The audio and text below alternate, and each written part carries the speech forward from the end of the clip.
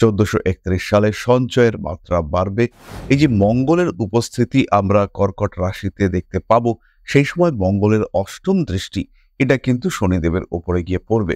এই যে বছর শুরুর সঙ্গে সঙ্গে মীন রাশিতে অর্থাৎ জল তত্ত্বে রাহু মঙ্গল কম্বিনেশন সৃষ্টি হচ্ছে, ফলে এই সময় গরমকালে কিন্তু নতুন কোনো রোগের প্রাদুর্ভাব ঘটতে পারে এবং মানুষের যে ইমিউনিটি সিস্টেম সেটা ডিস্টার্ব হতে পারে এবং যে সমস্ত অঞ্চলগুলি সমুদ্র, নদী বা জলের আশেপাশে রয়েছে সেই সমস্ত অঞ্চল বা এলাকা, সেখানে কিন্তু সমস্যার মাত্রা বাড়তে দেখতে পাওয়া যাবে অনেকটাই বেশি। খেয়াল রাখতে হবে এই বছরের এই সময়টা কিন্তু প্রত্যেককে সাবধানতা অবলম্বন করতে হবে।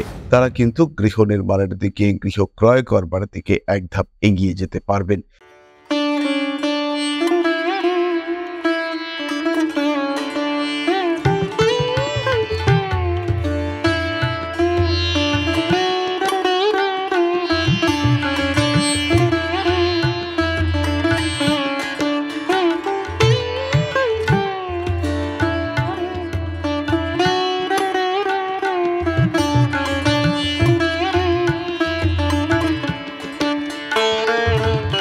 নমস্কার, ঋষিবাণী ইনস্টিটিউট অব ভেদিক অ্যাস্ট্রোলজির পক্ষ থেকে স্বাগত জানাই আজকের জ্যোতিষ আলোচনায়। আমি শান্তনু, আপনাদের সঙ্গে। আলোচ্য বিষয় 1431 বাংলা বছর 1431। 12টি রাশি, 12টি লগ্নের জাতক বা জাতিকাদের জন্য কেমন চলবে, কি ধরনের বিষয় ঘটতে পারে তাদের জীবনে, কেমন থাকবে কালপুরুষের অবস্থা, 1431 সালের সাধারণ গ্রহ অবস্থান, গ্রহ সঞ্চার, এগুলি নিয়ে আমরা আলোচনা করব।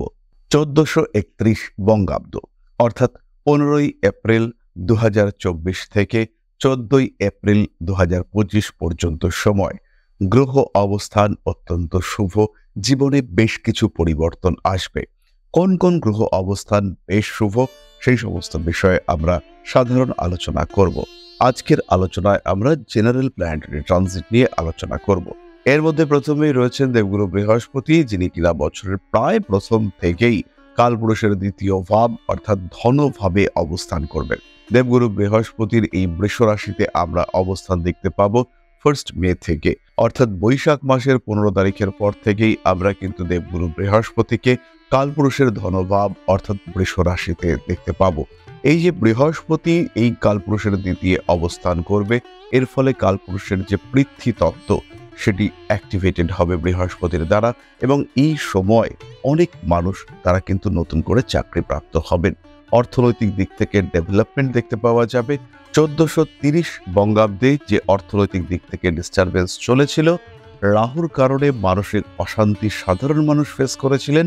রাহু বৃহস্পতি গুরুচণ্ডাল যোগ থাকা সত্ত্বেও ডেভেলপমেন্টের যথেষ্ট অভাব হয়েছিল। অর্থনৈতিক ক্ষেত্রে 1431 কিন্তু অন্য কথা বলবে। 1431 সালে সঞ্চয়ের মাত্রা বাড়বে এবং যারা বিভিন্ন ক্ষেত্রে ইনভেস্ট করেছিলেন এবং ইনভেস্টমেন্টের নেগেটিভ গেইন হয়েছিল, এবার কিন্তু সেই গেইন বাড়তে দেখতে পাওয়া যাবে এবং পজিটিভিটির দিকে বিষয়টি অগ্রসর হতে দেখতে পাওয়া যাবে। শনিদেব তিনি কুম্ভ রাশিতেই বছরের প্রায় শেষ পর্যন্ত অবস্থান করে থাকবেন এবং যেহেতু কুম্ভ শনির জন্য মূল ত্রিকোণ, বেশ আরামদায়ক ক্ষেত্র, তাই শনিদেবের থেকে একটা পজিটিভ রেজাল্ট আমরা কিন্তু পাবো। যারা দীর্ঘদিন ধরে কোনো একটা বিষয়ের প্রতি পরিশ্রম করে চলেছেন, যারা খেটে চলেছেন দীর্ঘদিন ধরে, তাদের ক্ষেত্রে কিন্তু ডেভেলপমেন্ট দেখতে পাওয়া যাবে। আবার বিপদের সম্ভাবনা শনিদেব বক্রী হওয়াকালীন আমরা দেখতে পাবো। এই সময়টি খেয়াল রাখতে হবে 29শে জুন 2024 থেকে 15ই নভেম্বর 2024 পর্যন্ত। এই সময় অর্থাৎ শনিদেবের বক্রী থাকাকালীন সাধারণ মানুষের আঘাত প্রাপ্তির প্রবণতা, দুর্ঘটনার মাত্রা এটি কিন্তু বাড়তে দেখতে পাওয়া যাবে। শনিদেবের এই বক্রী থাকাকালীন একটি বিশেষ ঘটনা ঘটবে। কর্কট রাশিতে 20 অক্টোবর থেকে মঙ্গলের উপস্থিতি আমরা দেখতে পাবো। এই যে মঙ্গলের উপস্থিতি আমরা কর্কট রাশিতে দেখতে পাবো, সেই সময় মঙ্গলের অষ্টম দৃষ্টি এটা কিন্তু শনিদেবের উপরে গিয়ে পড়বে।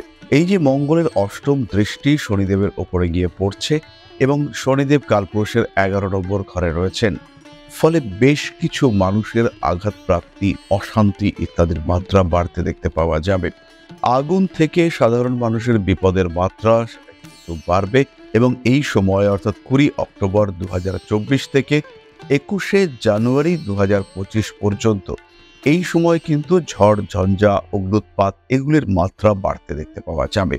পারিপার্শ্বিক মানুষ প্রতিবেশী এদের মধ্যে ঝগড়া অশান্তি ইত্যাদি বাড়তে দেখতে পাওয়া যাবে এবং তারই সঙ্গে সঙ্গে খেয়াল রাখতে হবে যে বিভিন্ন দেশের রাজনৈতিক পরিস্থিতি এটাও কিন্তু গণ্ডগোলের দিকে এগিয়ে যেতে পারে।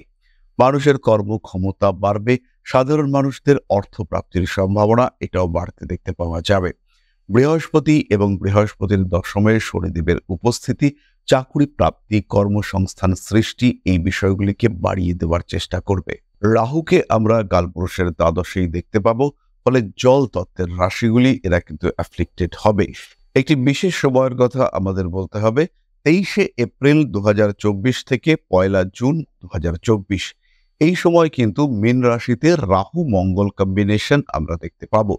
এই যে বছর শুরুর সঙ্গে সঙ্গে মীন রাশিতে অর্থাৎ জল তত্ত্বে রাহু মঙ্গল কম্বিনেশন সৃষ্টি হচ্ছে, ফলে এই সময় গরমকালে কিন্তু নতুন কোনো রোগের প্রাদুর্ভাব ঘটতে পারে এবং মানুষের যে ইমিউনিটি সিস্টেম সেটা ডিস্টার্ব হতে পারে।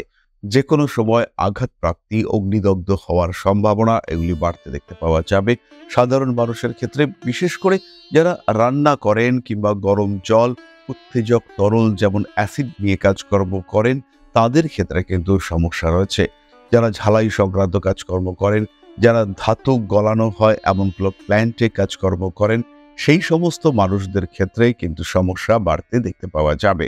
তাদের কিন্তু আগুন থেকে সাবধানতা অবলম্বন করতে হবে এবং এই সময়ের রোগ প্রবণতা এটা বাড়তে দেখতে পাওয়া যাবে। সাধারণ যে কোনো রোগ কিংবা যে কোনো ইনফেকশাস ডিজিজ সেগুলির প্রবণতা বাড়তে দেখতে পাওয়া যাবে এবং যে সমস্ত অঞ্চলগুলি সমুদ্র নদী বা জলের আশেপাশে রয়েছে সেই সমস্ত অঞ্চল বা এলাকা সেখানে কিন্তু সমস্যার মাত্রা বাড়তে দেখতে পাওয়া যাবে অনেকটাই বেশি। কালপুরুষের ষষ্ঠে কেতুর উপস্থিতি, সেখানে মঙ্গলের দৃষ্টি পড়বে, তাই এই সময় অর্থাৎ 23শে এপ্রিল 2024 থেকে 1লা জুন 2024 পর্যন্ত অনেকটাই বেশি সাবধানতা অবলম্বন করতে হবে।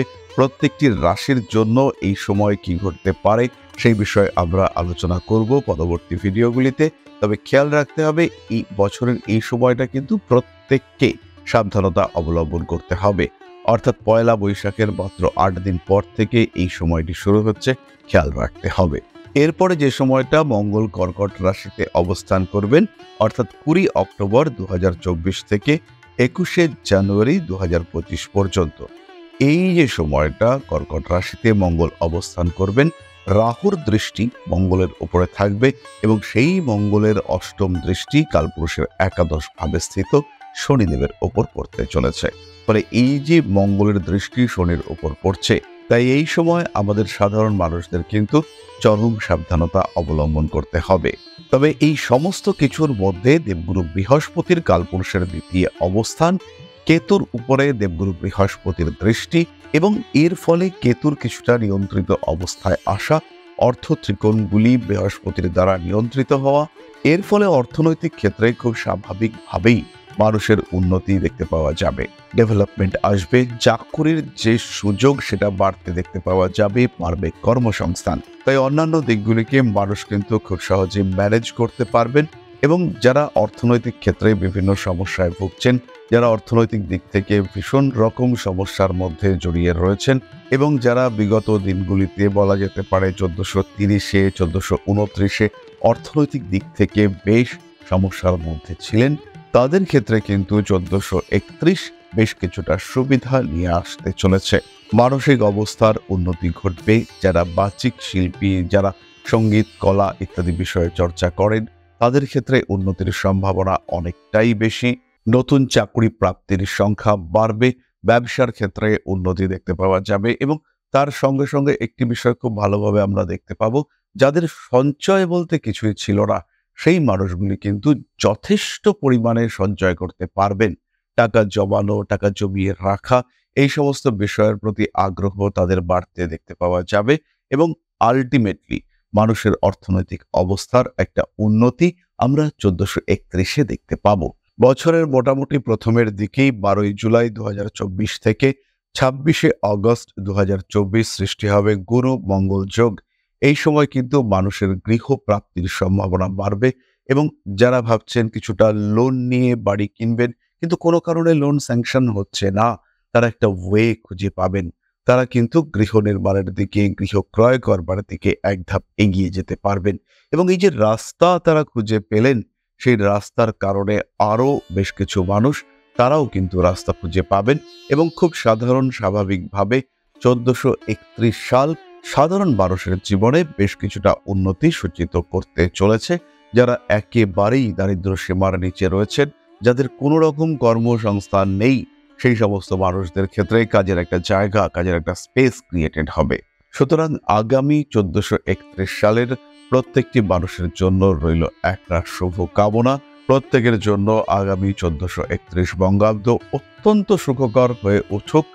সবাই সুস্থ থাকুন, ভালো থাকুন, আর বেশি বেশি করে আমাদের সঙ্গে থাকুন। অর্থাৎ চ্যানেলটির ভিডিও শেয়ার করুন, চ্যানেলটির ভিডিওগুলিকে লাইক করুন এবং তার সঙ্গে সঙ্গে বেশি বেশি করে শেয়ার করে মানুষের কাছে আরও পৌঁছে দেওয়ার কাজে আমাদেরকে সাহায্য করুন। মা শ্রী শ্রী আদিশক্তির কৃপায় আরও সমৃদ্ধ হয়ে উঠুক আপনাদের জীবন।